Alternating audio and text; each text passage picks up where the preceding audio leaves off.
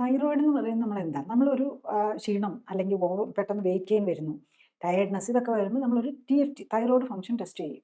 അപ്പോൾ നോക്കുമ്പോൾ ചിലപ്പം TSH കൂടുതലായിരിക്കും, ചിലരിൽ T3 കുറവായിരിക്കും, T3, T4ഉം കുറവായിരിക്കും. ഇതൊക്കെ വരുമ്പോഴാണ് നമ്മൾ തൈറോയ്ഡ് എന്ന് പറയുന്നത്. വേറെ ഹാഷിമോട്ടോ തൈറോയിഡൈറ്റിസ്. പിന്നെ തൈറോയിഡിന്റെ ഹോർമോൺ കൂടുന്നതുകൊണ്ടുള്ള ഒരു ഗേൾസ് ഡിസീസ് എന്ന് പറഞ്ഞ് വേറൊരു അസുഖമുണ്ട്. പക്ഷേ ഏറ്റവും കൂടുതൽ കാണുന്നത് തൈറോയിഡിനെ സംബന്ധിച്ചിടത്തോളം ഹാഷിമോട്ടോ തൈറോയിഡൈറ്റിസാണ്. അപ്പോൾ നമ്മൾ ട്രീറ്റ്മെന്റ് ആയിട്ട് തരുമ്പോൾ എന്താ ചെയ്യുന്നത്?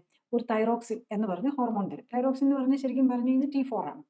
T4 തരും. അത് നമ്മൾ അതായത് തൈറോയ്ഡ് ഗ്രാന്ഥി ഉണ്ടാക്കുന്ന ഹോർമോണിനെ നമ്മൾ തരുന്നു. അതിന് ഹോർമോൺ റീപ്ലേസ്മെന്റ് തെറാപ്പി എന്ന് പറയും.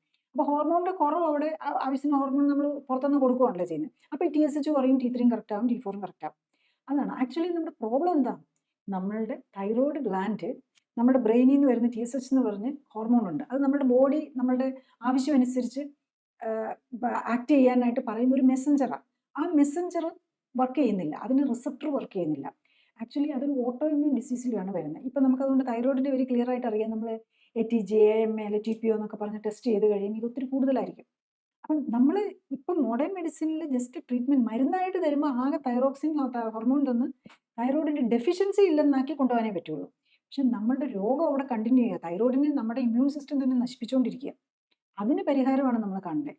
അതിന് പരിഹാരം കാണേണ്ടത് നമ്മളുടെ ജീവിതശൈലിയിൽ എന്ത് തകരാറാണ് വന്നിരിക്കുന്നത് എന്നുള്ളതാണ് നമ്മൾ കണ്ടുപിടിക്കണം. തൈറോയിഡ് രോഗം വന്നു കഴിഞ്ഞാൽ അവർക്ക് കൊളസ്ട്രോൾ കൂടും, വെയിറ്റ് ഗെയിൻ വരാൻ തുടങ്ങും.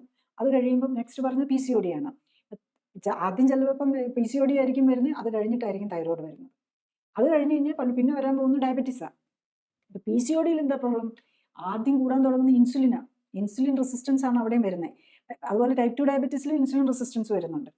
ഇത് കൂടാതെ PCODയുടെ കാര്യത്തിൽ ഓവർ റെസ്പോൺസ് കുറയ്ക്കും. ഓവറി ഈ നമ്മുടെ ബ്രെയിനിൽ നിന്ന് വരുന്നൊരു LH എന്ന് പറഞ്ഞൊരു ഹോർമോൺ ഉണ്ട്. അതും കൂടാൻ തുടങ്ങും. നമ്മൾ PCODയുടെ ടെസ്റ്റുകളൊക്കെ നോക്കുമ്പോൾ LH, FSH നോക്കും. അതിന്റെ റേഷ്യോ ആണ് നോക്കുന്നത്. FSH LH റേഷ്യോ, LH കൂടുന്നു എന്നുള്ളതൊക്കെയാണ് അതിനകത്തൊരു ഇൻഡിക്കേറ്റർ ആയിട്ട് ഇടുന്നത്. അപ്പം അവിടെയും റെസിസ്റ്റൻസ് ആണ്. ഓവറിയിലെ റിസപ്റ്റേഴ്സ് ഇതിനുമായിട്ട് റെസ്പോണ്ട് ചെയ്യുന്നില്ല. അങ്ങനെ വരുമ്പോൾ ഹോർമോണൽ ഇംബാലൻസ് വരും, ഈസ്ട്രജന്റെ അളവ് കൂടും, പ്രൊജസ്ട്രോൺ കുറയും. അപ്പം പലവിധ പീരിയഡ്സ് ഇറഗുലർ ആകും. പിന്നെ ടെസ്റ്റോസ്റ്ററോണിന്റെ അളവ്, മെയിൽ ഹോർമോൺസ് കൂടുതലാകാൻ തുടങ്ങും. അപ്പം നമുക്ക് ഈ രോമ വളർച്ച അങ്ങനെ ഓരോരോ പ്രശ്നങ്ങളിലേക്കും. കൂടുതൽ അറിയാൻ ലിങ്ക് ക്ലിക്ക് ചെയ്യുക. കൂടുതൽ വീഡിയോകൾക്കായി സബ്സ്ക്രൈബ് ബട്ടൺ അമർത്തുക.